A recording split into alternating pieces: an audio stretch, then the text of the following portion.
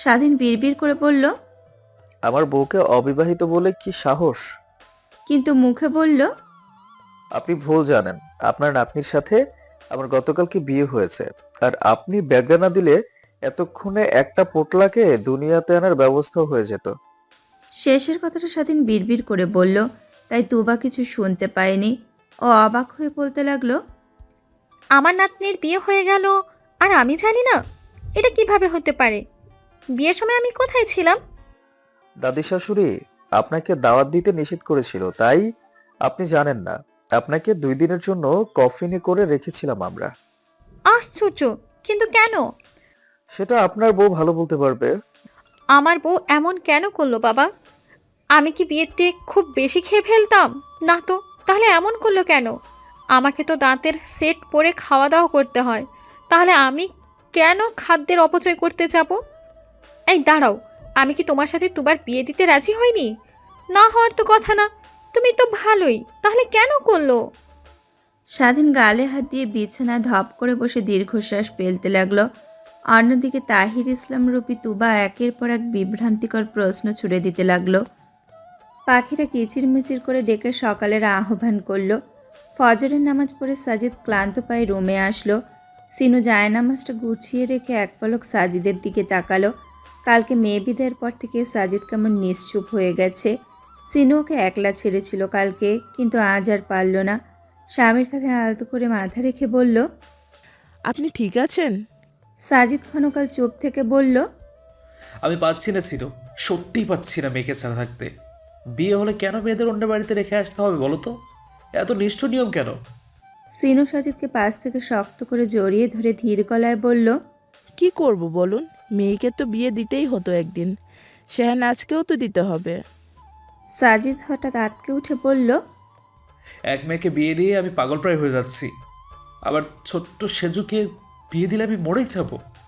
সিনু হঠাৎ সামান্য হেসে উঠে বলল, তো বেশ, মেয়েকে আজীবন এখানেই রেখে দেওয়ার ব্যবস্থা করব আমি। আপনি কোনো চিন্তা করবেন না। সাজিদ ভ্রুকুচকে বলল। ঘর জামাই আনার চিন্তা করছো না তো আবার? সিনু মুচকি হেসে বলল, সেটা পরের বিষয়। এখন চলুন, অনেক কাজ করতে হবে। দুই মেয়ে তাদের নতুন মানুষকে নিয়ে আসবে আজ। কত কিছু করতে হবে, চলুন চলুন। ড্রয়িং রুমে বসে নাভিন একটা গল্পের বই পড়ছে আর নীর বাবার কাঁধে মাথা দিয়ে মনোযোগের সহিত গল্পটা শুনছে। সিঁড়ি বেয়ে নামতে নামতে দৃশ্যটা দেখতেই তানজিদের বুকটা খা খা করে উঠল। গতকালকেও তার মেয়ে তার কাছেই ছিল, অথচ আজ নেই। কি আজব! সকলের জন্য চা নাস্তা বানানো শেষে চার বান্ধবী একলা একলা নিজেদের মধ্যে খানিকটা সময় কাটালো। অনেকদিন পর একসাথে হয়েছে কিনা। যদিও সিনু আর রায়সার মনটা বেজার, তবুও রায়মা তানিয়ার হাসি ঠাট্টায় মন ভালো না করে পারল না। কিন্তু এই আনন্দ বেশিক্ষণ টিকল না। স্বাধীনের ফোন পেয়ে সকলের মুখে আমাবস্যার চাঁদ ছেয়ে গেল। তার পাশাপাশি মানসিকভাবে নিজেদের প্রস্তুত করতে লাগলো। বেলা 11টা নাগাদ স্বাধীন তুবাকে নিয়ে হাসান ভিলায় পদার্পণ করলো। সবাই আগে থেকেই প্রস্তুতি নিয়ে রেখেছিল, কিন্তু তুবাকে দেখেই ঢোক গিলল ওরা। তুবা এসে তুলু বেগমের দিকে বুলেট ট্রেনের গতিতে ছুটে গিয়ে বলল, তুমি কিভাবে পারলে আমাকে নাতনির বিয়েতে কফিনে বন্দি করে রাখতে? কি দোষ করেছিলাম আমি? তুলি বেগম আহম্মক হয়ে সকলের দিকে তাকাতে লাগলেন। স্বাধীন মুখ লুকিয়ে দাঁড়িয়ে আছে, কারণ এই গ্যাঞ্জামটা ও নিজেই সৃষ্টি করেছে। তুলি বেগমের থেকে উত্তর না পেয়ে তুবা পুনরায় দ্বিগুণ অভিমান নিয়ে বলে উঠল, এখন চুপ করে থেকে নিজেকে নির্দোষ প্রমাণ করতে যাচ্ছ? তা হচ্ছে না। আমি স্পষ্ট জবাব চাই তুলি। তুলি বেগম সাহায্যের জন্য আশেপাশে তাকাতে লাগলেন। তানজিদ ইশারায় বলল, যা কিছু একটা বলে দাও মা। তুলি বেগম গলা খাকারি দিয়ে কিছু একটা ভেবে বলে উঠল, তুবা তোমাকে বিয়েতে অনুপস্থিত রাখতে বলেছিল, আমি কিছু করিনি। তুবা মনে হচ্ছে বড় একটা ধাক্কা খেলো। হতবিহ্বল হয়ে বলে উঠল, আমার নাতনি আমার সাথে এমন আচরণ করতেই পারে না। তুমি মিথ্যে বলছো। তুবাকে আমার সামনে নিয়ে এসো, ওই বলবে কোনটা সত্যি আর কোনটা মিথ্যা। সবার মাথায় যেন বাজ পড়ল। তানজিদ কটমট দৃষ্টিতে মায়ের দিকে এগিয়ে গিয়ে বিড়বিড় করে বলল, আর কিছু বলা যেত না? এখন তুবাকে কোথাও থেকে পারো হাজির করে আনো দেখি। যাও, তুবাকে নিয়ে গিয়ে ফটোকপি মেশিনে ঢুকিয়ে দিয়ে আরেকটা তুবা তৈরি করে আনো। যাও যাও। তুলি বেগম ছেলের দিকে তাকিয়ে দাঁত কেলালেন। অন্যদিকে তুবা গলা উঁচিয়ে বারবার বলছে, তুবা মামুনি, কোথায় তুই? এসে বলে দে তো সোনা, তোর দাদি মিথ্যে কথা বলছে। তুই আমাকে এভাবে নিজের বিয়ে থেকে দূরে রাখার কথা ভাবতেই পারিস না। এসে বলে দে। সবাই একে অপরের দিকে অস্থিরভাবে তাকাতে লাগলো। হঠাৎ তুষার সকলকে ইশারা করে নিজের দিকে ডাকলো। সবাই কাছে যেতেই ও মৃদু স্বরে বলে উঠল, আমার কাছে একটা আইডিয়া আছে, তার জন্য সবার একটু সাহায্যের প্রয়োজন। সবাই সম্মতি জানাতেই তুষার নিজের আইডিয়াটা বলল। সবাই তাতে বেশ সন্তুষ্টও হলো। সাবাস হাই তুলে বলে উঠল, বাড়িতে একটা আইনস্টাইন থাকতে আমাদের এত চিন্তা কিসের?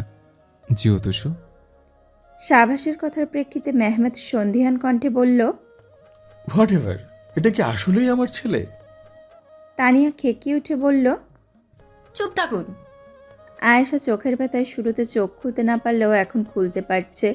সারা রাত ধরে কান্না করার ফল সুদে আসলে পেয়েছেও। বর্ষা একটা গাঢ় সবুজ রঙের শাড়ি ওকে পরিয়ে দিয়েছে। ফর্সা শরীরে শাড়িটা বেশ মানিয়েছে। বর্তমানে ও ড্রয়িং রুমে বসে চা খেয়ে মাথার ব্যথাটা কমানোর চেষ্টা করে যাচ্ছে। বারিশ টি শার্ট আর ট্রাউজার পরে ড্রয়িং রুমে এসে আর চোখে বইয়ের দিকে তাকালো, কিন্তু কিছু বলল না। আয়েশা একটু চোখ বন্ধ করেছিল, তাই বারিশকে দেখতে পায়নি। চোখ খুলে সামনে ওকে দেখতে এই আয়েশা শাড়ি ঠিক করে গুটিসুটি মেরে বসে থাকলো। এমন সময় বীর দৌড়াতে দৌড়াতে এসে আয়েশার কোলে বসে পড়ল।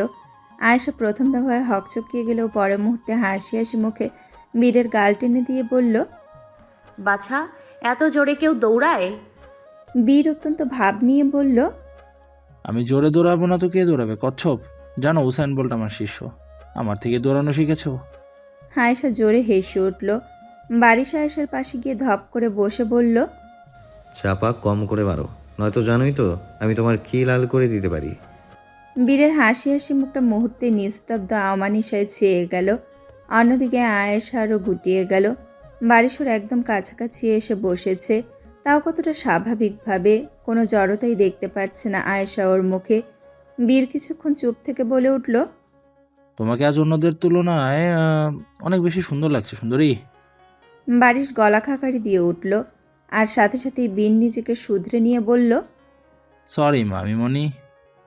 আয়েশা ভ্রুকুচকে বারিশের দিকে তাকালো। বারিশ আপন মনে কফির কাপে চুমুক দিয়ে চলেছে। আয়েশার দৃষ্টি বারিশের থেকে অব্যাহতি পেল ফোনের কর্কশ শব্দের আওয়াজে। বীরকে কোল থেকে নামিয়ে আয়েশা ফোন রিসিভ করতে অপর পাশ থেকে নীর বলে উঠল, আয়েশা আপু, বারিশ ভাইয়াকে নিয়ে দ্রুত আসো, এদিকে মারাত্মক ঝামেলা হয়ে গেছে। আয়েশা উত্তেজিত হয়ে বলল, কি হয়েছে নীর? বাবা সুস্থ হয়েছে? তুমি দ্রুত আসো প্লিজ। বলে নীর ফোন কেটে দিল। শাহবাজ, তুষার আর শাহনাজ ওর পাশেই ছিল। শাহবাজ দাঁতে দাঁত চেপে বলল, নিক্কির বাচ্চা, বললেই তো হতো। তো বাবার অ্যাবনর্মাল হয়ে গেছে। অযথা বিরাট বিশাল মারাত্মক ভয়ঙ্কর প্রলয়ঙ্কারী বিস্তৃত ব্যাপক ঝামেলা হয়েছে বলে ওর হার্ট অ্যাটাক ধরনের মানে কি? নীর মাথা চুলকে লজ্জিত ভঙ্গিতে হাসল। তুষার সামান্য হেসে বলল, হয়েছে, কিছু বলিস না ওকে। আধা ঘন্টার পথ মাত্র 15 মিনিটেই অতিক্রম করে এসেছে বারিশ আর আয়েশা। আয়েশার চোখ টলমল। এসেই সোজা গিয়ে বাবাকে জড়িয়ে ধরে বলল, বাবা তুমি ঠিক আছো? সাজিদ হতবাক হয়ে বলল, আবার কি হবে বড় আম্মুজান? সমস্যা হয়েছে তুবার?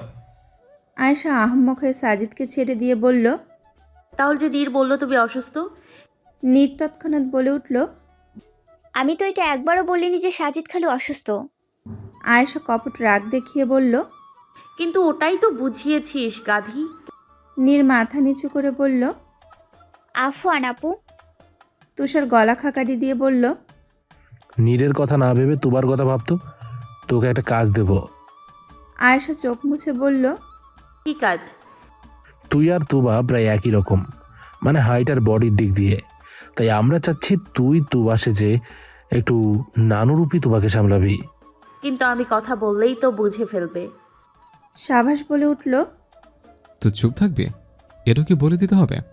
আগে থেকে মাথা মোটা ছেলে, এখন বিয়ের পর দেখছে আরো বেশি মাথা মোটা হয়ে গেছিস। আয়েশা চোখ পাকিয়ে সাবাসের দিকে তাকিয়ে বলল, তুইও নিজের মুখটা বন্ধ রাখ। তুবা বর্তমানে তুলি বেগমের সাথে ছাদে আছে। এইদিকে সবটা সামলে নিয়ে সিনু গিয়ে ওদের ছাদ থেকে ডেকে নিয়ে আসলো। আয়েশার পরনে ওই সবুজ শাড়িটাই রয়েছে, তবে ঘোমটা এখনো গলা বরাবর টেনে রাখা, মানে পুরো মুখ ঢেকে রেখেছে ও। তুবা এসে ব্যস্ত হয়ে বলতে লাগলো, কোথায় আমার নাতনি? তুবা কোথায়? স্বাধীন হতাশ কণ্ঠে বলল, ওই যে গাছের রঙের মানুষটা বসে আছে, আপাতত ওটাই তোবা। বারিশ চকিতে ভ্রুকুচকে স্বাধীনের দিকে তাকালো, কিন্তু কিছু বলল না। তুবা এতটাই উত্তেজিত হয়েছিল যে স্বাধীনের বলা আপাতত তুবা কথাটা খুব বেশি পাত্তা দিল না। সোজা আয়েশার দিকে এগিয়ে গিয়ে বলল, সত্যি করে বল তোমা, তুই কি আমাকে কফিনে বন্দি করে রাখতে বলেছিলি? আয়েশা ডানে বামে মাথা ঘুরিয়ে না বোঝালো। তা দেখে তুবা গর্বের সহিত বলল, দেখলে, তোমার নাতনি এমন করেনি। তুমিই আমাকে হিংসা করে বন্দি করে রেখেছিলে তুলি। ছি, বুড়ো বয়সে এসে এসব করতে তোমার দম আটকালো না? তুলি বেগম আগে থেকেই মনে মনে উত্তর সাজিয়ে রেখেছিলেন, তাই তৎক্ষণাৎ বলে উঠলেন, হ্যাঁ, মিথ্যা বলছি। আর কফিনেও বন্দি করে রেখেছিলাম তো। কি করবেন আমাকে? বিয়েতে অনেক বুড়ি বুড়ি মহিলা এসেছিল, তাই আপনাকে লুকিয়ে রেখেছিলাম। আপনার উপর কোনো দাঁত থাকা বুড়ির নজর দিক, সেটা আমি চাই না। তুবা হঠাৎ লাজুক হাসি হেসে বলল, আহা তুলি, তুমিও না এখনো আমাকে এত ভালোবাসো? সবাই আহম্মক হয়ে তুবার দিকে তাকিয়ে থাকলো।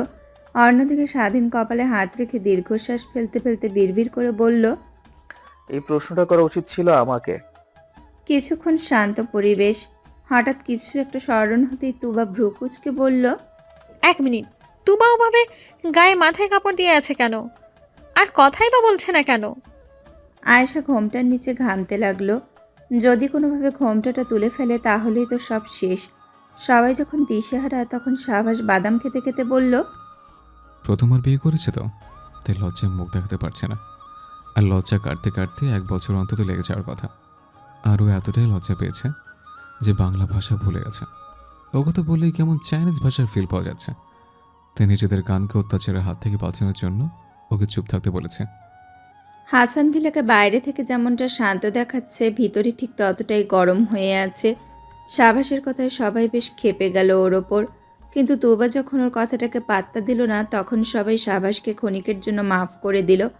তুবা সাবাসের কথাকে হেসে উড়িয়ে দিয়ে বলল, তুই আর ভালো হবি না রে সাবাস। সব সময় একটা বাজে কথা না বললেই নয়, তাই না? সাবাস বিড়বিড় করে বলল, আমাকে নাম ধরে ডাকার সাহস কোথায় পেলে তোমার বাচ্চা? শুধু তুই নর্মাল হ, তোকে দেখাবো মজা।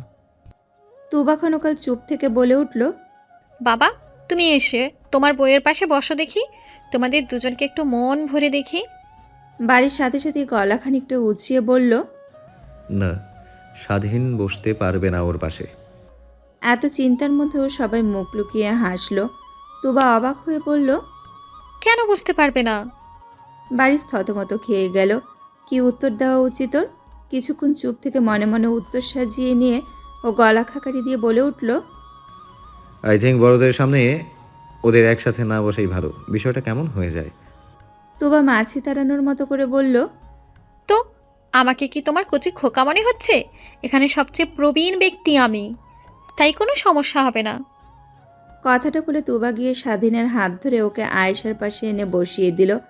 তৎক্ষণাৎ বারিশ ওই দিকে এসে স্বাধীনের কানে কানে ফিসফিস করে বলল, আমার বউয়ের শরীরে যদি সুই পরিমাণ স্পর্শ লাগে, তাহলে তোমার বউকে আমি ম্যান হলে ফেলে দিয়ে আসবো। স্বাধীনও ফিসফিস করে সাথে সাথেই উত্তর দিল, তার দরকার পড়বে না, কারণ তোমার বউ চশমা পরে না যে আমি তার সাথে মাখো মাখো সম্পর্ক বানাতে যাব। বারিশ ওর কথার মানে বুঝল না, তাই ওর ভ্রু কুঁচকে গেল। হঠাৎ আয়েশা ধীর কণ্ঠে বলে উঠল, এই, আপনারা তখন থেকে কি ফুসুর ফাসুর করছেন? তুবা যদি বুঝে ফেলে তখন কি হবে? বারিশ স্যার, আপনি দূরে যান। বারিশ গম্ভীর মুখে অনিচ্ছা সত্ত্বেও অন্যদিকে চলে গেল। যদিও ওর কঠিন দৃষ্টি তুবা আর স্বাধীনের ওপরই নিবদ্ধ। স্বাধীন এক পলক তুবার গদগদ হওয়া মুখটার দিকে তাকিয়ে দীর্ঘশ্বাস ফেলে মনে মনে বলল, এটাই হয়তো পৃথিবীর প্রথম বউ যে কিনা নিজের স্বামীকে অন্য একটা মেয়ের পাশে বসিয়ে বাকবাকুম হয়ে গেছে। ছে। তুবা মুগ্ধ নয়নে ওদের দুইজনের দিকে তাকিয়ে থাকলো। কিছু একটা ভেবে ওর ভ্রু কুঁচকে গেল। কাটকাট গলায় বলে উঠল, আজব, তোমরা এত দূরে দূরে বসে আছো কেন? লজ্জা পেতে হবে না, একটু কাছাকাছি বসো। তোমারই তো বউ নাকি? বারিশ গম্ভীর স্বরে বলে উঠল। খবরদার না, আই থিঙ্ক এটা অতিরিক্ত হচ্ছে। তুবা কপাল কুঁচকে বলল, তোমার কি সমস্যা বলো তো? বারবার আপত্তি করছো কেন? উত্তেজিত হয়ে কথাটা বলে তো ফেলেছে ও, কিন্তু এখন কি জবাব দিবে? বারিশ চুপ করে থাকলো। ওর ভীষণ রাগ হচ্ছে, তাই মনে মনে কোনো উত্তর ভাবতে পারছে না। তা দেখে তুবা পুনরায় বলে উঠল। এই ভালো কথা, তুমি কে? তোমাকে তো কোনোদিন দেখিনি। এবার সাজিদ শান্ত স্বরে বলে উঠল। ও আমার বড় আম্মুরজানের স্বামী। কাল তুবার পাশাপাশি আয়েশারও বিয়ে হয়েছে। মেহমেদ সাজিদের পাশেই দাঁড়িয়েছিল। ও সাজিদের কানের কাছে মুখ নিয়ে বলল। বাহ, সাব্বাস, হোয়াট এভার।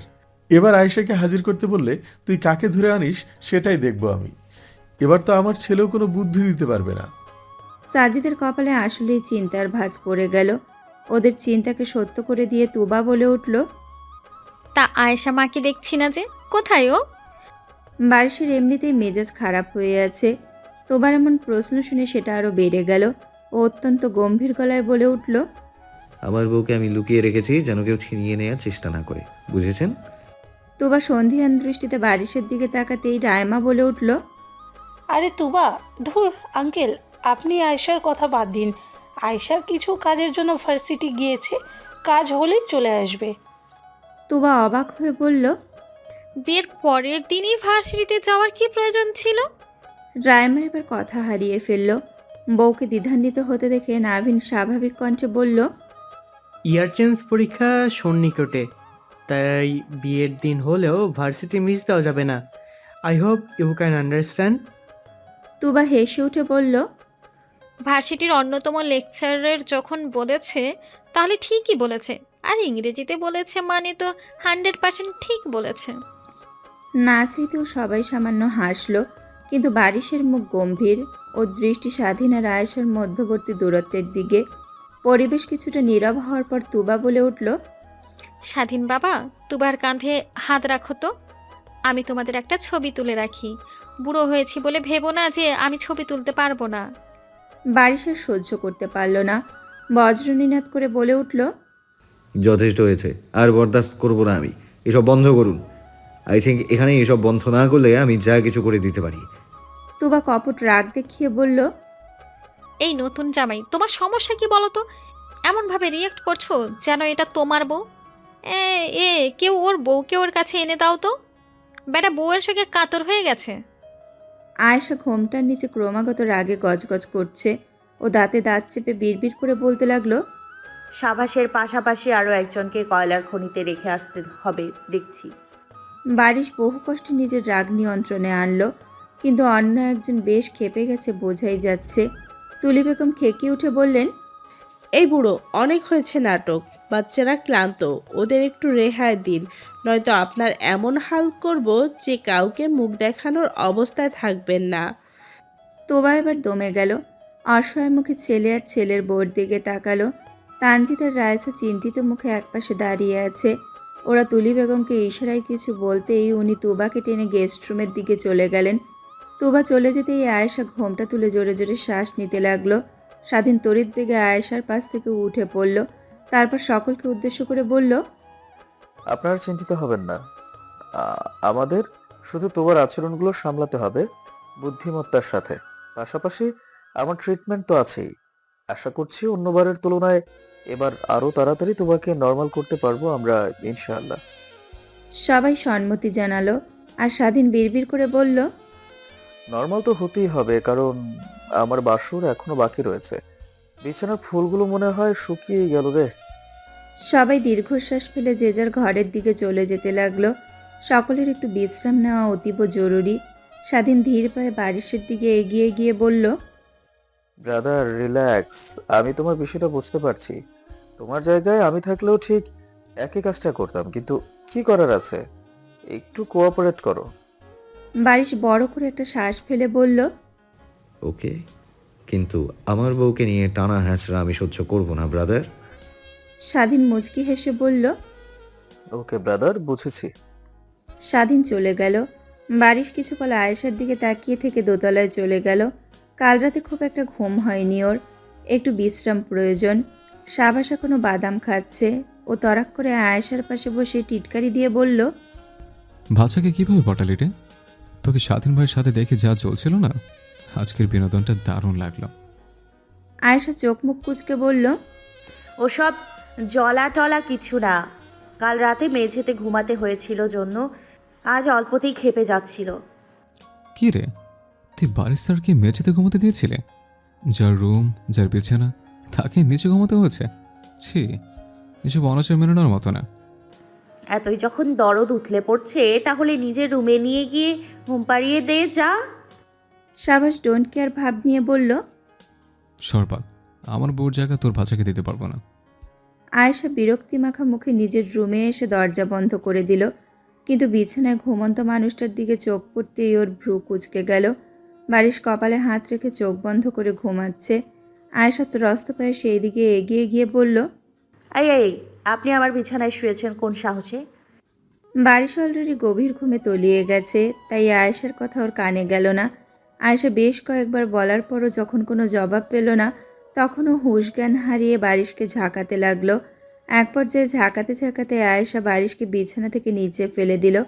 অবশ্য আয়েশা সেটা ইচ্ছে করে করেনি। ও হতভম্ব হয়ে জিহ্বায় কামড় দিল। বারিশের ঘুম ছুটে গেছে। ও আর্তনাদ করে বলে উঠল, আল্লাহ, ভূমিকম্প এসেছে নাকি? বারিশ চটজলদি মেঝে থেকে উঠে দরজার দিকে দৌড়াতে লাগলো। আয়েশা আহম্মক হয়ে সেদিকে তাকিয়ে আছে। বারিশ সত্যি সত্যি রুম থেকে বেরিয়ে গেছে ভূমিকম্প হচ্ছে ভেবে। কিছুক্ষণ পর বারিশ মাথা চুলকাতে চুলকাতে রুমে প্রবেশ করে বলল, ভূমিকম্প তো ছিল না, তাহলে পড়লাম কিভাবে? হঠাৎ আহম্মক হয়ে সামনে দাঁড়িয়ে থাকা আয়েশার দিকে চোখ যেতেই ওর প্রশ্নের জবাব পেয়ে গেল। বারিশ কটমট চোখে ওর দিকে তাকিয়ে বলল, তুমি আমাকে ফেলে দিয়েছো, তাই না? আয়েশা নিজের হতভম্ব ভাব কাটিয়ে গলা খাকারি দিয়ে বলল, আমার রুমে কি করছেন আপনি? তার চেয়েও বড় কথা, আমার বিছানায় শুয়েছেন কোন সাহসে? তোমার রুমের বিছানায় ঘুমাবো না তো শ্বশুর শাশুড়ির রুমে গিয়ে বসে থাকবো? ব্যাককল! কাল রাতে তুমি যে আমার বিছানায় হাত পা ছড়িয়ে নাক ডেকে ডেকে ঘুমালে, আমি কি কিছু বলেছি? আয়েশা রেগে গিয়ে বলল, কে নাক ডাকে? মিথ্যা অপবাদ দিচ্ছেন কেন? আমি মিথ্যা কথা বলি না। আর হ্যাঁ, আমাকে ফেলে দেওয়ার শাস্তি হিসেবে তোমাকে আমি ইয়ার চেঞ্জ পরীক্ষার আগ পর্যন্ত সকাল বিকাল পড়াশোনা করাবো। এবার দেখবো কি করো তুমি। আয়েশার মুখটা এক চুটকিতেই ফ্যাকাশে হয়ে গেল। করুণ কণ্ঠে বলতে লাগলো, আমি বিছানায় শুই আর আপনি আমাকে বিছানা থেকে ফেলে দিন, শোধবোধ হয়ে যাবে। তবুও আমাকে পড়াশোনার মতো এত অশ্লীল কাজ করতে বলবেন না বারিশ স্যার। গেস্ট রুমে না গিয়ে তুলি বেগম আর তুবা নিচতলার একটা রুমে বসে আছে, কারণ গেস্ট রুম 3 তলায়। ওইখানে ওঠার মতন শক্তপোক্ত হাড় হাড্ডি তুলি বেগমের শরীরে নেই। জোর করে উঠতে গেলে মরমর করে ভেঙে যাওয়ার সম্ভাবনা প্রবল। তুবা মনোযোগ দিয়ে একটা খবরের কাগজ পড়ছে। এই বর্তমান সময়ে খবরের কাগজ খুব বেশি দেখা যায় না। একটা পুরাতন খবরের কাগজ থেকে সেটা তুলি বেগম তুবাকে পড়তে দিয়েছে, কারণ তাহির ইসলাম খবরের কাগজ পড়ার সময় দিন দুনিয়া ভুলে থাকে। অবশ্য খবরের কাগজটা পুরাতন হওয়ায় আরও একটা লাভ হয়েছে, কারণ তাহির ইসলাম তুবা যদি দেখে সাল 2048, তাহলে বিশাল ঝামেলা শুরু হয়ে যাবে। হঠাৎ করে তুলি বেগম এক দৃষ্টিতে তুবার দিকে তাকিয়ে থাকলেন। হঠাৎ ওনার তাহির ইসলামের কথা খুব মনে পড়ছে। তুবাকে হঠাৎ তাহির ইসলাম মনে হচ্ছে ওনার কাছে। স্বামীকে বড্ড ভালোবাসতেন তিনি। সবসময় দোয়া করতেন যেন নিজের জীবদ্দশাতে স্বামীর মৃত্যু দেখতে না হয়, কিন্তু আল্লাহ অন্য কিছুই ভাগ্যে রেখেছিল ওনার। তুলি বেগমের চোখ ঝাপসা হয়ে গেল। সেই কালো দিনের কথা মনে পড়ে গেল, যেদিন তাহির ইসলাম সকলকে বুড়ো আঙুল দেখিয়ে আল্লাহর কাছে চলে গিয়েছিল। তোবার আওয়াজে উনি ঘর থেকে বেরোলেন। আচ্ছা তুলি, আমি চশমা ছাড়াই লেখাগুলো এত স্পষ্টভাবে কেন দেখছি বলো তো? আমার চোখ হঠাৎ ভালো হয়ে গেল কিভাবে? কথাটা বলতে বলতে তুবা তুলি বেগমের দিকে তাকাতেই চুপ করে গেল। তুলি বেগম দ্রুত নিজের চোখের পানি মুছে নিল। তা দেখে তুবা বলে উঠল, আরে আমাকে সবার সামনে ধমক দিয়েছ জন্য খারাপ লাগছে, সমস্যা নেই, আমি মাফ করে দিয়েছি। তুলি বেগম গলা খাকারি দিয়ে বললেন, আমার বয়ে গেছে সেজন্য মন খারাপ করতে? আপনাকে তো আরও একটা হিংস্র ধমক দেওয়া উচিত ছিল আমার। তুবা আফসোসের সুরে বলে উঠল, আমাকে একটুও ভালোবাসো না তুমি, সব সময় এমন করতে থাকো। তুলি বেগম হঠাৎ তুবার অস্তিত্বের কথা ভুলে গিয়ে ওকে তাহির ইসলাম ভেবে ওকে জড়িয়ে ধরে বলতে লাগলেন, আমার ভালোবাসা নিয়ে প্রশ্ন তুলবেন না প্লিজ। আমি আমাদের সংসার জীবনে কখনোই আপনাকে অসম্মান করে কথা বলিনি, কিন্তু বুড়ো হওয়ার পর থেকে আপনার বেহুদা কাজ করা দেখে না চাইতেও ধমক দিয়ে ফেলি। তুবা তুলি বেগমের পিঠে হাত রেখে মুচকি হেসে বলল, আমি জানি তো আমার বউ সব থেকে বেস্ট। আমার বাচ্চাদের কত সুন্দর শিক্ষা দিয়ে বড় হয়েছে। আমাদের তানজিৎ আর তানিয়ার শিক্ষার প্রতি আঙুল তোলার মতো একটাও মানুষ পাবো কিনা সন্দেহ। তুলি বেগমও হাসলেন সামান্য।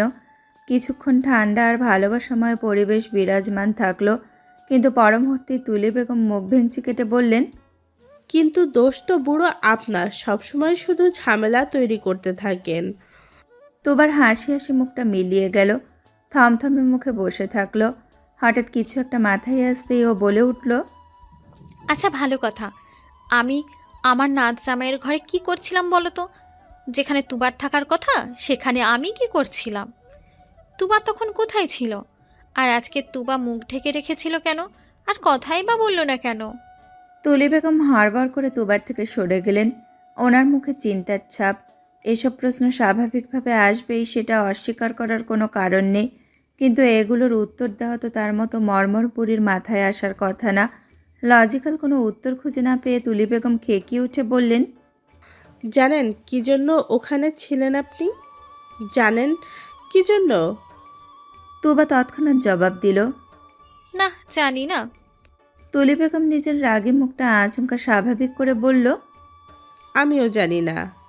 তুলি বেগমের সাথে তুবার আজকের এই কথোপকথনটা বেশ কার্যকরী ছিল।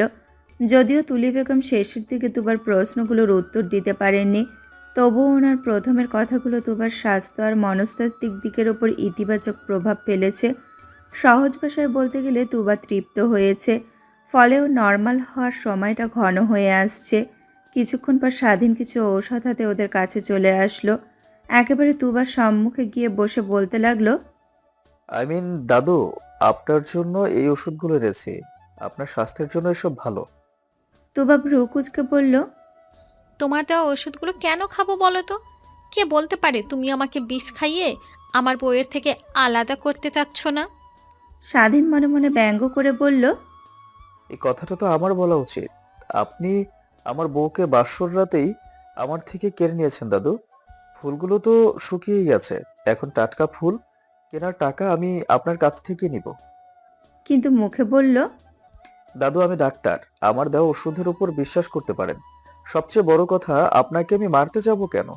আমার বউ আপনার জন্য এই দুনিয়ায় এসেছে। আপনি যদি দাদিকে বিয়ে না করতেন তাহলে তানজিৎ বাবা পৃথিবীতে ল্যান্ড করতো না। আর তানজিৎ বাবা ল্যান্ড না করলে আমার ভবিষ্যৎ পোটলাদের মাম্মাও ল্যান্ড করতো না। তাই আমি আপনার প্রতি কৃতজ্ঞ। তুবা হেসে উঠে বলল, দারুণ দুষ্টু ছেলে তো তুমি। আচ্ছা দাও ওষুধ। নিজের ডাক্তার নাচ জামাইয়ের হাতে ওষুধ খেয়ে যদি একটু ফিট হই তাহলে আর একটা বিয়ে করব। তুলি বেগম তৎক্ষণাৎ তুবার পেটে চিমটি কেটে দাঁতে দাঁত চেপে বলল, মরণ, যার দাঁত নেই একটাও, সে নাকি বিয়ে করবে আর একটা। তুবা ব্যথা পেয়ে পেটে হাত বুলিয়ে চাপা আর্তনাদ করতে লাগলো। স্বাধীন আহত চোখে সেই দিকে তাকিয়ে থেকে তুলি বেগমের দিকে শীতল চোখে তাকিয়ে কাটকাট গলায় বলল, দাদি, এটা আমার বউ। তুলি বেগম 32 পাটি দাঁত বের করে হাসলেন। অবশ্য ওনার এখন নিজস্ব দাঁত নেই, সব ভাড়া করা দাঁত। তুবা নিজেকে সামলে নিয়ে বলল, কে তোমার বউ নাচ জামাই? স্বাধীন থতমত খেয়ে গেল, গলা খাকারি দিয়ে বলল, কে আবার? আমার বউই আমার বউ, কোনো সন্দেহ আছে এতে? তুবা ভ্রু কুচকে ওর দিকে তাকিয়ে ওষুধ খেয়ে নিল। তা দেখে স্বাধীন স্বস্তির নিঃশ্বাস ফেলল। তুবা কিছুক্ষণ বসে থেকে বিছানা থেকে নেমে বাথরুমে যাওয়ার জন্য পা বাড়ালো, কিন্তু হঠাৎই মাথা চক্কর দিতেই ও মাথা চেপে ধরে আর্তনাদ করতে লাগলো। স্বাধীন উত্তেজিত হয়ে ওর দিকে এগিয়ে গিয়ে বলল, তোবা, আমার তোবা, তুমি ঠিক আছো? তুবা এত যন্ত্রণার মাঝেও কপাল কুচকে স্বাধীনের দিকে তাকিয়ে বলল, আমি তুবা না। স্বাধীন এতটাই চিন্তিত হলো যে তুবার কথায় ও কোনোরূপ ভ্রুক্ষেপ করল না। তুবার চিৎকারে সবাই ওইখানে ছুটে চলে আসলো। আর্তনাদ করতে করতে তুবা এক সময় জ্ঞান হারিয়ে মাটিতে লুটিয়ে পড়ল। এতে করে স্বাধীন কম্পিত হাতে দ্রুত তুবাকে পাঁচকোলে করে তুলে নিয়ে বিছানায় শুয়ে দিল। হিতাহিত জ্ঞান হারিয়ে স্বাধীন চিৎকার করে বলতে লাগলো, ডাক্তার কোথায়? ডাক্তারকে ফোন দিচ্ছেন না কেন আপনারা? তোমার জন্য কি আপনাদের একটুও চিন্তা হচ্ছে না? কি আজব, ফোন দিন। সবাই আহম্মক হয়ে ওর পাগলামো দেখতে লাগলো। সবার হয় সাবাস বলে উঠল, ডাক্তার নিজে যদি ডাক্তারকে ডাকতে বলে তাহলে আমরা রাখবো কিভাবে? স্বাধীন থতমত খেয়ে বলল, ও তাই, আমিও তো ডাক্তার, মাথা থেকে বেরিয়ে গিয়েছিল। স্বাধীন বড় করে একটা শ্বাস নিয়ে নিজেকে স্বাভাবিক করলো। তারপর ঠান্ডা মাথায় সবকিছু ভাবতে লাগলো। মাথায় সবকিছু গোছানো হয়ে আসতে স্বাধীন উচ্ছ্বাসিত কণ্ঠে বলে উঠল, চিন্তার কোনো কারণ নাই।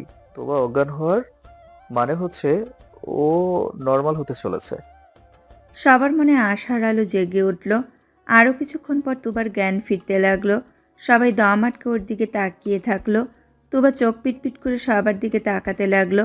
সর্বশেষে উদ্বিগ্ন মুখে স্বাধীনের দিকে তাকিয়ে ক্ষীণ কণ্ঠে বলল, আমি আবারও দাদু হয়ে গেছিলাম। বাড়ি সেরা এসে বিকালের দিকে হাসান ভিলা থেকে প্রস্থান করলো। তুবাকে নিয়ে স্বাধীন নিজেদের বাড়ি ফিরে যাবে সন্ধ্যার দিকে। ওদের চারজনের বিয়ের অনুষ্ঠান হবে আরও 2 দিন পর। শুধুমাত্র ওদের পরিবারের রিইউনিয়ন আর কি। বাড়তি কোনো আত্মীয় স্বজন থাকবে না সেখানে। আয়েশা ফ্রেশ হয়ে শাড়ি পাল্টে একটা কালো সালোয়ার কামিজ পরে নিল। অতঃপর বর্ষার সাথে কিছুক্ষণ খোশ গল্প করতে লাগলো। বারিশদের কাছে গিয়ে বলল, আয়েশা চলো পড়তে বসবে। আয়েশার মাথায় বাজ পড়ল। আতকে উঠে বলল, পড়া পড়বো মানে? হ্যাঁ পড়বে, সামনে ফাইনাল পরীক্ষা। আমি চাই না আমার বউয়ের সিজিপিএ এতটাই খারাপ হোক যে লজ্জায় জনসম্মুখে মুখে আনা না যায়। আয়েশা নাছরবান্ধা হয়ে বসে থাকলো। বারিশ কপাল কুঁচকে ওর হাত টানতে টানতে নিয়ে যেতে যেতে বলল, মানুষ এতটা পড়াচোর হতে পারে সেটা তোমাকে না দেখলে জানতেই পারতাম না। একমাত্র তোমার মুখেই শুনলাম পড়াশোনা নাকি অশ্লীল কাজ। ছে! আয়েশা নিজেকে ছাড়াতে ছাড়াতে বলল, তা নয় তো কি, মানুষের জীবনে অযথা নাক গলানো, অন্যের বানানো সূত্রগুলো জোর করে মুখস্থ করা, গণিতে তো আরও ধরাধরি, মনে মনে করি। আবার কে কয়টা আপেল খেলো, কমলা খেলো, সেগুলো হিসাব করে তার খাওয়ায় নজর দিয়ে তার পেটের অসুখ বানানো। ছি! বারিশ হতভম্ব হয়ে আয়েশার দিকে তাকালো, কিন্তু কিছু বলল না। ওকে নিজের রুমে নিয়ে গিয়ে পড়ার টেবিলে বসালো। তারপর একটা বই বের করে বলল, এই চ্যাপ্টারটা আমি এখন বোঝাবো, যদি একটু মনোযোগ সরাও তাহলে সত্যি বলছি তোমাকে আমার স্পেশাল শাস্তিগুলো দিতে শুরু করব। আয়েশা হঠাৎ ভদ্র হয়ে গেল আর বারিশ সুন্দর করে পড়া বোঝাতে শুরু করলো। যত সময় গড়াতে লাগলো আয়েশার কপালের ভাঁজ তত বাড়তে লাগলো। এক পর্যায়ে ও কর্কশ কণ্ঠে বলে উঠল, এসব কিছু হলো? এটার আগামাথা তো কিছুই বুঝতে পারছি না।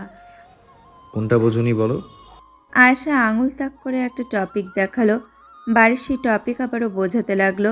আয়েশাকে থামিয়ে দিয়ে বলল, আবার তো একই কথাই বলছেন, আমি বুঝতে পারছি না এটা এত কঠিন কেন। আয়েশা ঠোঁট উল্টে বলল, এটা সহজ। এত বিশ্রী টপিক আমি আজ অবধি পড়িনি। বারিশ ভ্রু কুঁচকে আয়েশার দিকে তাকিয়ে থেকে আবারও বোঝাতে লাগলো। আয়েশা এবার চিৎকার করে বলতে লাগলো, ধুর, বুঝি না কি সব ছাতার মাথা বলছেন। বারিশ আয়েশার মাথায় কলম দিয়ে টোকা মেরে বলল, কোথায় কঠিন? এত সহজভাবে বললাম তাও বুঝতে পারছো না? আয়েশা আচমকা বারিশের মাথার চুল টেনে ধরে বলল, হ্যাঁ, বুঝতে পারছি না কারণ আপনি বোঝাতে পারেন না। আপনাকে টিচার কে বানিয়েছে? বারিশ নিজের চুল ছাড়িয়ে নিয়ে গমগম কণ্ঠস্বরে বলল, আর তোমাকে স্টুডেন্ট কে বানিয়েছে, গাধা? ক্লান্তিময় সময় শেষ করে স্বাধীন বিছানায় গা এলিয়ে দিয়ে একটু বিশ্রাম নিচ্ছে। তুবা নিজের শ্বশুর শাশুড়ির সাথে কথা বলছে। ওরা একদমই ভালো লাগছে না, কারণ ওর জন্য সবাই কতটা সাফার করলো, তাও আবার জীবনের এত গুরুত্বপূর্ণ একটা দিনে।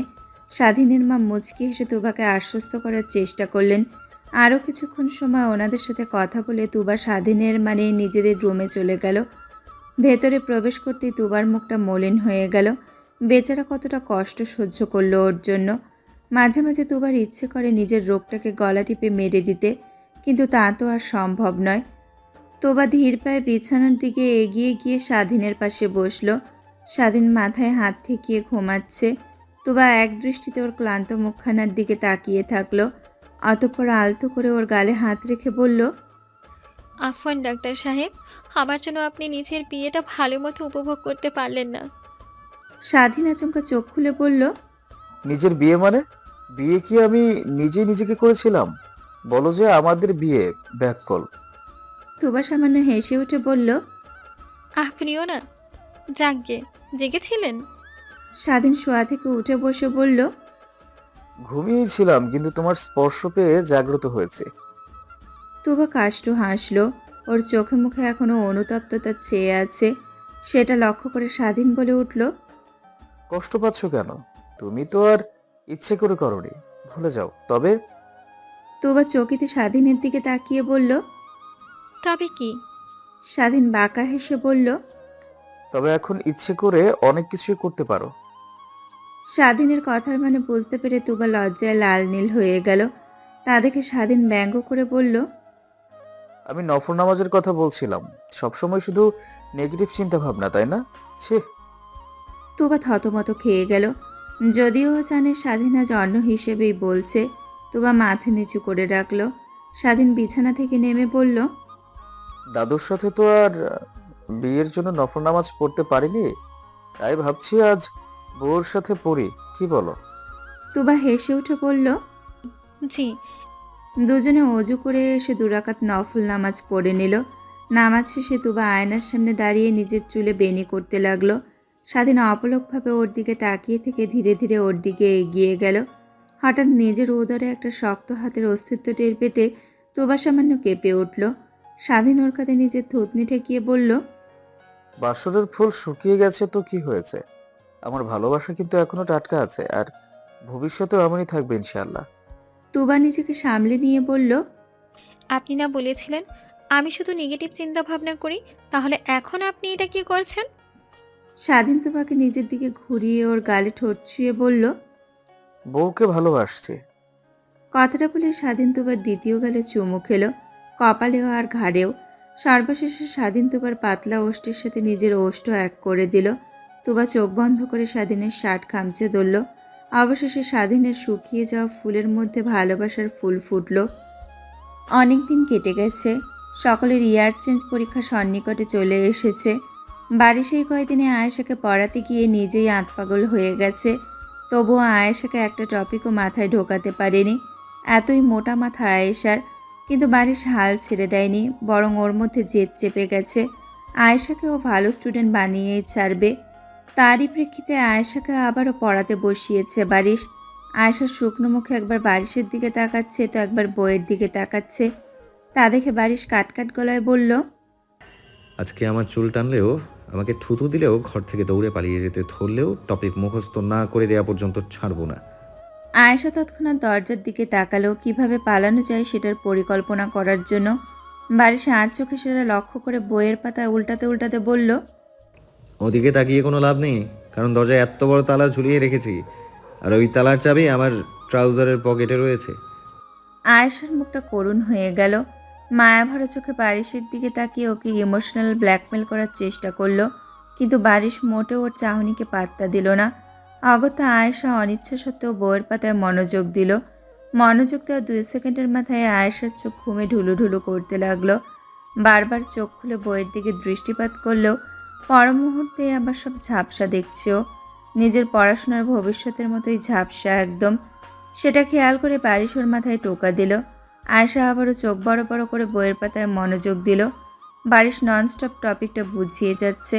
হঠাৎ পাশে তাকাতেই দেখলো আয়েশা টেবিলের ওপরে মাথা রেখে ঘুমিয়ে পড়েছে। বারিশ কিছু বলতে চেয়েও বলল না।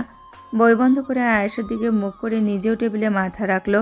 ঠোঁটের কোণে মুচকি হাসি বজায় রেখে বারিশ নিজের বউকে মন ভরে দেখতে লাগলো। অতঃপর ওর মুখে এসে পড়া চুলগুলো সরিয়ে দিয়ে বারিশ মিষ্টি করে হেসে বলল, আমার স্নো হোয়াইট, তবে পড়াচোরার মাথা মোটা। বারিশের বাইকের পেছনে চড়ে আয়েশা ভার্সিটির উদ্দেশ্যে রওনা দিল। ওদের দুইজনের মাঝখানে আয়েশার ব্যাকপ্যাকটা বিশাল জায়গা জুড়ে রাজত্ব করছে। প্রতিদিনকার মতো ভার্সিটি থেকে কিছুটা আগে বারিশ আয়েশাকে নামিয়ে দিল। প্রথম যেদিন নামিয়ে দিয়েছিল তখন আয়েশা ভ্রু কুঁচকে জিজ্ঞাসা করেছিল, আমাকে এত আগে নামিয়ে দিলেন কেন? ভার্সিটি তো আরও একটু সামনে। তখন বারিশ বলেছিল, দেখো আয়েশা, তুমি এখনো আমার ছাত্রী। এখনো ভার্সিটিতে যদি জানাজানি হয়ে যায় তুমি আমার বউ, তাহলে আমার ভীষণ লজ্জা লাগবে। স্যার হয়ে ছাত্রীকে বিয়ে করা এটা একদম ঠিক না। তাই তোমার গ্র্যাজুয়েশন কমপ্লিট না হওয়া পর্যন্ত আমাদের সম্পর্কে কাউকে বলতে চাচ্ছি না। তবে তুমি ভার্সিটি থেকে পাশ করার পর আমি নিজ দায়িত্বে সবাইকে বলবো তুমি আমার ওয়াইফ। সেদিন আয়েশা হতভম্ব হয়ে গিয়েছিল। ওই দিন ও যেটা বলেছিল সেটা আজকেও বিড়বিড় করে বলতে লাগলো। ছাত্রীকে বিয়ে করার সময় লজ্জা লাগেনি? এখন বলতে লজ্জা লাগছে, যত সব ঢং। ঢং দেখলে আর বাঁচি না। অবশ্য আরও একটা কারণ আছে, সবাই যদি জেনে যায় আপনি বিবাহিত, তাহলে তো কোনো মেয়ে আর আপনাকে পাত্তা দেবে না, তাই না? আমার মনে হয় এটাই আসল কারণ। ভার্সিটিতে এসে আয়েশার সাবাসের সাথে দেখা হয়ে গেল। বোনকে দেখে সাবাস বলে উঠল, তোর বাচ্চাকে দেখছি না, অন্য মেয়ের পেছন পেছন গেছে নাকি? আয়েশা চোখ পাকিয়ে বলতে লাগলো, হ্যাঁ, গিয়েছে তো তোর বউয়ের পেছনে। সাবাস স্বাভাবিক কণ্ঠে বলে উঠল, সম্ভব না, কারণ আমার বউ এখন কলেজে। আয়েশা চোখ কপালে তুলে বলল, কিরে সাবাস, তোর কাউকে পছন্দ নাকি? কে সেই মেয়ে যে কালাচাঁদের পছন্দ? সাবাস একটুও বিচলিত না হয়ে বলল, আমি আর পছন্দ প্রশ্নই ওঠে না। আর গাধা, কমন থেকেই বলা যায় যে আমার বউ এখন কলেজে আছে। আমি তো আর প্রাইমারি স্কুলের বাচ্চা কিংবা চাকরি করা কোনো বড় আফাকে বিয়ে করবো না, রাইট? তোর মাথায় দিচ্ছে গোবর ছাড়া কিছুই নেই। আয়েশা বিরক্তিতে চকারান্ত উচ্চারণ করে সাবাসকে পাশ কাটিয়ে চলে গেল। ওর তর্ক করার মুড এখন নেই বললেই চলে। বারিশের পড়াশোনার চাপে ওর মাথা আউলিয়ে গেছে। এখন সাবাসের সাথে তর্কে জড়ালে মাথা ফেটে 16 ফলা হয়ে যাবে। তোবার আজ কোনো ক্লাস নেই, তাই আয়েশা একা একাই ক্যান্টিনে চলে গেল। হঠাৎ কয়েকটা মেয়ে ওর দিকে এগিয়ে আসলো। আয়েশা এক পলক ওদের দিকে তাকিয়ে চোখ সরিয়ে নিল। মেয়েগুলোর মধ্যে থেকে একজন বলে উঠল, ইদানিং দেখছি বারিশ স্যারের সাথে ছ্যাপলামি করার চেষ্টা করছিস, মানে বোরখা পরে এসব করতে লজ্জা করে না? খুব তো জ্ঞান দিতিস আমাদেরকে, অথচ নিজের চরিত্রের নাই ঠিক। আয়েশা এমন ভান করলো যেন ওর সামনে আদেও কেউ নেই। এক মনে ও একটা রুটি খেতে লাগলো। ওর নির্বিকার ভঙ্গি দেখে মেয়েগুলো আরো বেশি ক্ষেপে গেল। এবার টিটকারি মেরে বলে উঠল, অবশ্য ছ্যাপলামি করে কোনো লাভ নেই, কারণ বারিশ স্যারের মতো একজন হাইলি ট্যালেন্টেড মানুষ তোর মতো গণ্ডমূর্খকে পাত্তাও দেবে না। মানে কেউ কতটা মাথা মোটা হলে সবসময় ক্লাসের লাস্ট চার্কে থাকতে পারে? এই তোর বাবা মায়ের এত টাকা খরচ করেছে পড়ছিস, তা একটু ভালো রেজাল্ট করতে পারিস, তাই না? সব সময় শুধু ঝগড়াঝাটিতেই ব্যস্ত থাকিস। আমার তো মনে হয় তোর বাবা মা তোর মতো সন্তান পেয়ে খুবই লজ্জিত। আর হ্যাঁ, তোর ভবিষ্যৎ স্বামীর জন্যেও আমার ভীষণ আফসোস হচ্ছে। কি মূর্খ একটা বউ পাবে। কথাগুলো বলা শেষ হতেই সবাই হাসতে শুরু করলো। আয়েশা রুটি খাওয়া অনেক আগেই থামিয়ে দিয়েছে। মেয়েগুলোর হাসির দিকে এক পলক তাকিয়েও ক্যান্টিন থেকে বেরিয়ে গেল কোনো কথা না বলে। তা দেখে মেয়েগুলো আরো জোরে হাসতে লাগলো। দ্রুত একটা ফাঁকা জায়গায় চলে আসলো আয়েশা। ওর চোখে মুহূর্তে পানিতে টইটম্বুর হয়ে গেল। বারিশকে নিয়ে বলা কথায় ওর একটুও খারাপ লাগেনি, কারণ যেভাবেই হোক না কেন বারিশ ওর স্বামী, তাই সেই বিষয়ে বললে ওর কিছু যায় আসে না। কিন্তু পড়াশুনো নিয়ে বলা কথাগুলো শুনে আয়েশার ভীষণ কষ্ট লাগছে, কারণ কথাগুলো একটুও মিথ্যা না। সাজিদ আর সিনু ওর কোনো অভাব রাখেনি, তবুও ওদের কিছুই দিতে পারেনি, একটা ভালো রেজাল্ট পর্যন্ত না। অন্যদিকে বারিশ অনেক ট্যালেন্টেড একজন মানুষ, আর তার বউ হয়ে কিনা আয়েশা পড়াশোনায় ডাব্বা। আয়েশার গাল বেয়ে পানি গড়িয়ে পড়তে লাগলো টপাটপ। ওর ভীষণ ঘৃণা হচ্ছে নিজের প্রতি, কাউকে সন্তুষ্ট করতে পারেনিও। এভাবে কতক্ষণ সময় কেটে গেল আয়েশা জানে না। তবে নিজেকে কিছুটা সামলে নিয়েও ক্লাসের উদ্দেশ্যে যেতে ধরলেই হঠাৎ করে ওর সামনে একজন ব্যাঙের মতো ঝাঁপিয়ে আসলো। আয়েশা প্রচণ্ড ভয় পেয়ে চিৎকার করে পাশের একটা গাছের পিছনে গিয়ে লুকিয়ে পড়ল। ওটা কোনো ব্যাঙ ছিল না, বরং একটা লাস্ট ইয়ারের ছেলে ছিল। ছেলেটা আয়েশাকে ভয় পেতে দেখে বলল, এই সরি, একটু বাইরে আসো, কিছু কথা ছিল। আয়েশা জোরে জোরে শ্বাস নিয়ে নিজের ভয় কাটালো। তারপর গাছের পেছন থেকে বেরিয়ে কপাল কুঁচকে বলল, এভাবে হুট করে ব্যাঙের মতো লাফ দেওয়ার মানে বুঝলাম না। শরীরে কি চুলকানি উঠেছে? উঠে থাকলে দেয়ালে গিয়ে দুটো ঘষা মারুন, চুলকানি থেমে যাবে। কিংবা একটা কামলা ভাড়া করেও চুলকানিতে চুলকিয়ে নিতে পারেন। ব্যাঙের মতো লাফিয়ে আসা সিনিয়র ভাইয়ার কোনো কথা না শুনে আয়েশা ক্লাসরুমে চলে গেল। ওর মন ভালো নেই, তাই কোনো কথা শুনতে রাজি নাও। ক্লাসে গিয়ে চুপচাপ বসে থাকলো। সাবাস ওর দিকে তাকাতেই ও মুখ বিকৃত করে জিহবা দেখালো। তা দেখে সাবাস হেসে ফেলল। কিছুক্ষণের মধ্যে বারিশ চলে এলো। ক্লাস চলতে শুরু করলো, কিন্তু আয়েশার মন সেই দিকে নেই। ও অন্যমনস্ক হয়ে থমথমে মুখে বসে আছে। বারিশ ক্লাস নেওয়ার পাশাপাশি বারবার আয়েশার দিকে তাকাচ্ছে। আয়েশাকে আজ অন্যরকম লাগছে, যেটার কারণ বারিশ বুঝতে পারছে না। বারিশের চোখ অনুসরণ করে সাবাস ও বোনের দিকে তাকালো। ওরও ভ্রু কুঁচকে গেল আয়েশার মুখ দেখে। কেউ আর কিছু বলল না, শুধু দেখেই গেল। বারিশ ক্লাস শেষে বেরিয়ে গেলে আয়েশা ভার্সিটি থেকে বেরিয়ে গেল, কারণ আজকে ওর আর কোনো ক্লাস নেই। বারিশের একটা জরুরি কাজ ছিল অফিসে, সেই জরুরি কাজটা দ্রুত শেষ করে ও পুনরায় ক্লাসে চলে আসলো। কিন্তু আয়েশাকে কোথাও খুঁজে পেল না। ভার্সিটির সব জায়গায় খোঁজার পর যখন পেল না, তখন ও সাবাসের কাছে চলে গেল। সাবাস গাছতলায় বসে কিছু টপিকস পড়ছিল। বারিশকে ওর দিকে এগিয়ে আসতে দেখে ও দাঁত কেলিয়ে বলল, আরে দোলাপ রোজে। বারিশ সে কোথায় না গিয়ে বলল, আয়শা কোথায়? সাবাস এক সেকেন্ড চুপ থেকে নিজের পকেট দেখিয়ে বলল, এখানে লুকিয়ে রেখেছে, বের করে নিন। বারিশ গম্ভীর মুখে ওর দিকে তাকিয়ে থাকলো। তা দেখে সাবাস হেসে উঠে বলল, বউকে এক মুহূর্ত না দেখলে বিপি হাই হয়ে যায় দেখছে। আমি কিন্তু মস্করার মুডে নেই সাবাস, জলদি বলো তোমার বোন কোথায়? সাবাস মুখে মিথ্যা চিন্তার ভাঁজ ফেলে বলল, ওহো, আপনাকে তো একটা বলতে মনেই নেই। একটু আগে দেখলাম আয়েশা একটা ছেলের সাথে ডেটে গেল।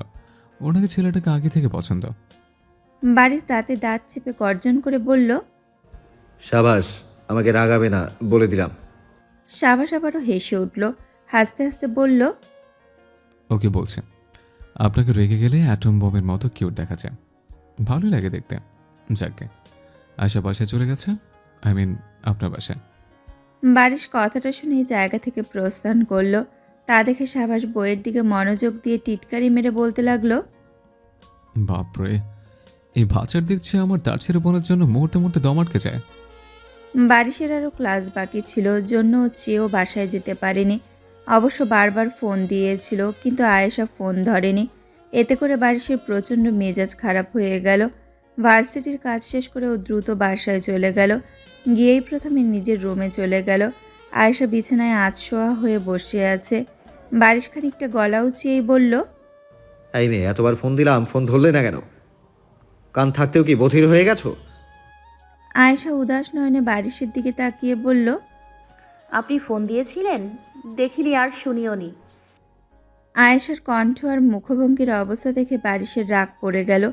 লম্বা করে একটা শ্বাস নিয়ে ও কণ্ঠটা শীতল করে বলল, কি হয়েছে আয়েশা? কোনো সমস্যা হচ্ছে তোমার? আয়েশা শুকনো হেসে বলল, জি না, কোনো অসুবিধা হচ্ছে না। বারিশ এক দৃষ্টিতে ওর মলিন মুখখানার দিকে তাকিয়ে থাকলো। আয়েশার দৃষ্টি স্থির হয়ে আছে এমনই এক জায়গায়। বারিশ আরও কিছুক্ষণ ওর দিকে তাকিয়ে থেকে ফ্রেশ হতে চলে গেল। টি শার্ট আর ট্রাউজার পরে বাথরুম থেকে বেরিয়ে আবার আয়েশার দিকে তাকালো। ও এখনও অপরিবর্তিত অবস্থায় বসে আছে। বারিশ ধীর পায়ে ওর দিকে এগিয়ে গিয়ে বলল, বাসায় যেতে ইচ্ছে করছে, রেখে আসবো কয়েকদিনের জন্য। আয়েশা চকিতে বারিশের দিকে তাকিয়ে মাথা ডানে বামে ঘুরিয়ে না বোঝালো। বারিশও আর কিছু না বলে ভার্সিটির কিছু কাজ করতে লাগলো। টিচারদের কাজের তো আর শেষ নেই। আয়েশা এক পলক ওর দিকে তাকিয়ে মনে মনে বলল, আপনি কেন আমাকে বিয়ে করতে রাজি হলেন বলুন তো? নাভিন মামু আপনার পছন্দের টিচার ছিল, জন্য তার দেয়া প্রস্তাব নাকচ করতে পারেননি, তাই না? এতটাও বাধ্য হতে নেই বারিশ স্যার। আমাকে বিয়ে করা আপনার উচিত হয়নি। যেহেতু করেই ফেলেছেন, তাহলে আমি নিজেকে একটু যোগ্য করার অন্তত চেষ্টা করতে পারি। আয়েশা বিছানা থেকে নেমে পড়ার টেবিলে চলে গেল। গভীর মনোযোগ দিয়ে বইয়ের পাতা উল্টাতে লাগলো। তা দেখে বারিশের চোয়াল ঝুলে গেল। ও হতভম্ব কণ্ঠে বলে উঠল, আরে করছো কি? তোমার শরীর ঠিক আছে তো? এসব অসম্ভব কাজ কেন করছো? আয়েশা অগ্নিদৃষ্টিতে ওর দিকে তাকিয়ে বলল, চুপ থাকুন। কথাটা বলে ও মনোযোগ দিয়ে পড়তে লাগলো। বারিশের অবাক কম চিন্তা হচ্ছে বেশি। নিশ্চয়ই আয়েশার কিছু হয়েছে, নয়তো এত মনোযোগের সহিত পড়াশোনা করা অসম্ভব ব্যাপার বটে। কেউ তো নিশ্চয়ই কিছু করেছে।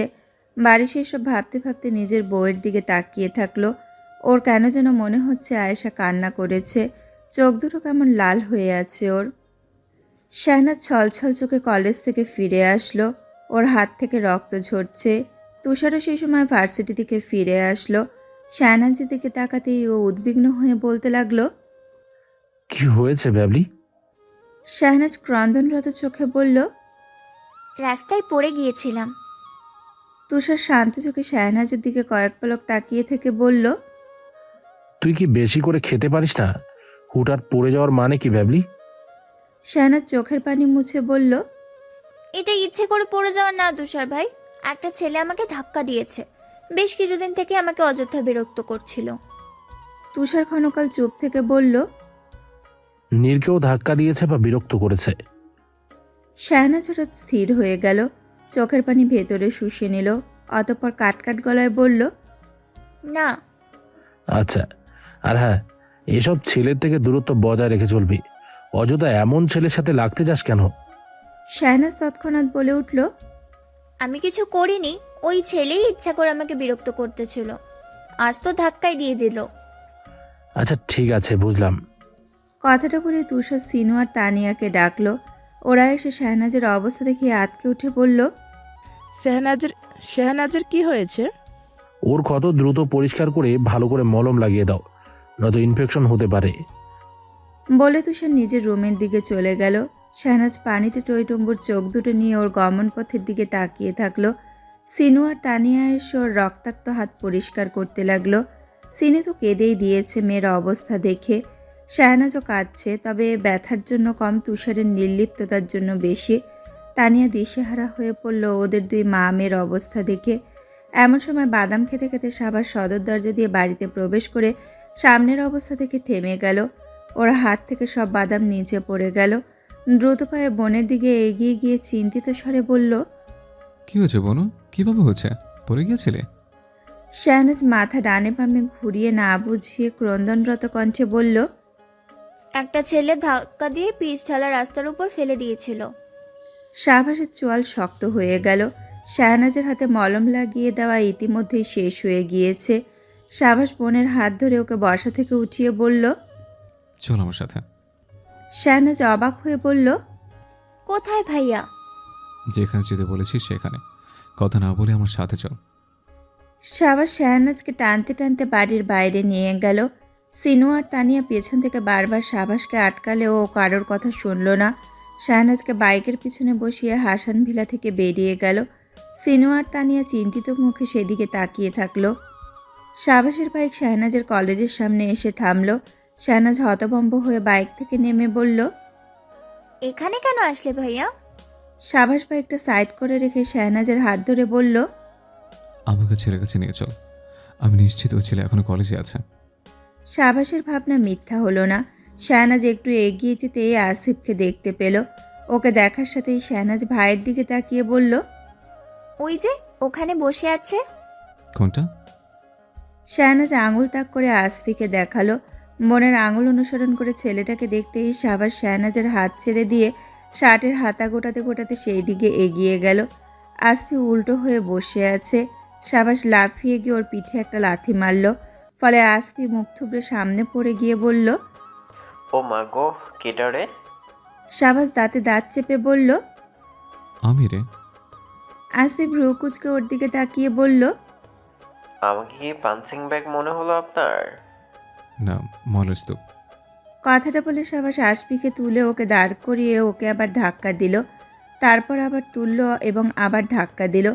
তুলল, ধাক্কা দিল, তুলল, ধাক্কা দিল, তুলল, ধাক্কা দিল, তুলল, আবার ধাক্কা দিল। আসফি বারবার পড়তে পড়তে অসুস্থ প্রায় হয়ে গেল। শাহবাজ ওকে আবার তুলতে ধরলে আসফি কেঁদে ফেলে বলল, এই ভাই, আপনি না বললেন আমি ময়লার স্তূপ? তা ময়লার স্তূপকে কেউ এতবার ফেলে দেয়? নোংরা জিনিস মানুষ একবার ফেলে দিতে পারলেই বাসে, আপনার মতো বারবার ফেলে দিতে আই থিঙ্ক ফেলে দিয়ে নিজের হাত নোংরা করে না। আপনি কিন্তু বেইমানি করছেন আমার সাথে। বেশ কিছুদিন কেটে গেছে। ইয়ার চেঞ্জ পরীক্ষা শেষ হয়ে গিয়েছে ইতোমধ্যে। আয়েশা 10 জাঙ্ক এগিয়ে গেছে, যা দেখে সবাই আশ্চর্য হতে বাধ্য। কিন্তু বাড়ির সাথে খুশি হতে পারছে না, কারণ ভালো মার্ক না করেও আয়েশার মুখে সবসময় যে মিষ্টি হাসি ফুটে থাকতো সেটা এখনও খুঁজে পাচ্ছে না। ও কারোর সাথে কথা বলছে না ভালো মতো, সবসময় কেমন মনমরা হয়ে থাকে। আয়েশা চুপচাপ বিছানায় বসে আছে, দেখে মনে হচ্ছে যেন গভীর কোনো চিন্তায় মগ্ন হয়ে আছে। বারিশ নিজের প্রয়োজনীয় কাজ শেষ করে আয়েশার দিকে এক পলক তাকিয়ে দীর্ঘশ্বাস ফেলল। অতঃপর ওর দিকে এগিয়ে গিয়ে বলল, কি সমস্যা তোমার? হয়েছেটা কি? বলবে তো নাকি? আয়েশার কাট জবাব। কিছু হলে তো বলবো। বারিশ চুপচাপ ওর মুখের দিকে কিছুক্ষণ তাকিয়ে থেকে অন্যদিকে চলে গেল। আয়েশার সাথে ওর মন মেজাজও বিক্ষিপ্ত হয়ে আছে, ভীষণ অস্থির লাগছে ওর। ভার্সিটিতে আসার পর বোনের অবস্থা থেকে সাবাসও বেশ উদ্বিগ্ন হয়ে গেল। তুবাকে দিয়ে বেশ কয়েকবার কথা বলানোর পরও কোনো কিছু জানতে পারেনি। এতে করে তুবা আর তুষারও বেশ চিন্তিত হয়ে পড়েছে। সামনে বারিশকে দেখে সাবাস দ্রুতপদে ওর দিকে এগিয়ে গেল। হুট করে ও বারিশের কলার চেপে ধরে দাঁত কিরমির করে বলল, আমার বোনের সাথে কি করেছেন? ওর অবস্থা এমন কেন হয়েছে? দ্রুত উত্তর দিন, নতুন নাক বরাবর দুটো খুশি দেব। বারিশ অত্যন্ত স্বাভাবিক কণ্ঠে বলল, আমি নিজেও জানি না। জানেন না মানে? বউয়ের কি হয়েছে সেটা স্বামীও জানেন না? ছি, আপনার কি লজ্জায় মরে যাওয়া উচিত মনে হচ্ছে না? বারিশ নিজের কলার ছাড়িয়ে নিয়ে বলল, তোমার বোন আগে আমাকে স্বামী মানুক, তারপর না হয় এসব লজ্জায় মরে যাওয়ার কথা বলা যাবে। সাবাস আবারও কলার চেপে ধরল। তাহলে তো টানা 2 বার মরে যাওয়া উচিত আপনার। আমার বোনের মন জয় করতে পারেননি, এটা আরো বেশি লজ্জা। একটু মেকআপ করে যেতে পারেন ওর সামনে, গেলে তো পড়ে যায়। বারিশও আবার ছাড়িয়ে নিল। তো তুমি মেকআপটা করিয়ে দাও, আমি তো মানা করিনি একবারের জন্য। সাবাস আবারও কলার চেপে ধরল। বারিশও আবার ছাড়িয়ে নিল। এভাবে কিছুক্ষণ চলার পর হঠাৎ কিছু কথা কানে আসতে ওরা চকিতে সেই দিকে কান খাড়া করলো। যাক, আয়েশা তো দেখছি ভালো মার্ক পেয়েছে, কিন্তু এটা তো চাইনি। এই মেয়েকে এত অপমান করলাম, অথচ আমাদের কিছুই বললো না। এই স্বভাব কি ওর সাথে যায়? আমরা তো চেয়েছিলাম আমাদের সাথে পাল্টা ঝগড়া লাগাক, আর আমরা গিয়ে ওর নামে বারিশ স্যারের কাছে ইনিয়ে বিনিয়ে অভিযোগ দিয়ে ওর মান সম্মান শেষ করে দিই। কিন্তু রিয়ার কথা টেনে নিয়ে মায়েশা বলল, সমস্যা নেই, এবার আরও বেশি করে অপমান করব। ও তো কিছুই বলবে না। আমরা এবার র্যাগিংয়ের চরম পর্যায়টা অবলম্বন করতে পারি, কি বলিস? তাহলে ও ভুলেও বাড়ির স্যারের দিকে নজর দেবে না। ওই মেয়েকে এমনভাবে অপমান করতে হবে যেন ও আর পড়াশোনা না করে, কারণ ওই দিকটায় ভালো পর্যায়ে চলে যাচ্ছে। সেটা হলে তো বাড়ির স্যারের প্রতি ওর একটা ভালো দৃষ্টিভঙ্গি চলে যাবে। চিন্তা করিস না, আমি আছি না। ওর অবস্থা এবার আরো খারাপ হবে, শুধু দেখে যা। চল এখন ক্লাসে যাই।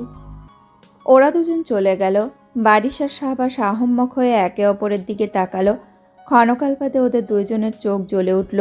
চোখের ইশারায় দুইজনে কিছু একটা করার পরিকল্পনা করলো এবং দ্রুতপদে ক্লাসের দিকে চলে গেল। আয়েশা চুপচাপ বসে আছে। বারিশ আর সাবাস একসাথে ক্লাসে প্রবেশ করলো। সাবাস স্বাভাবিকভাবেই নিজের সিটে গিয়ে বসে পড়ল আর বারিশ ক্লাস নিতে শুরু করলো। লেকচারের মাঝামাঝি গিয়ে হঠাৎ বারিশ গলা খাকারি দিয়ে বলল, রিয়া, মাইশা।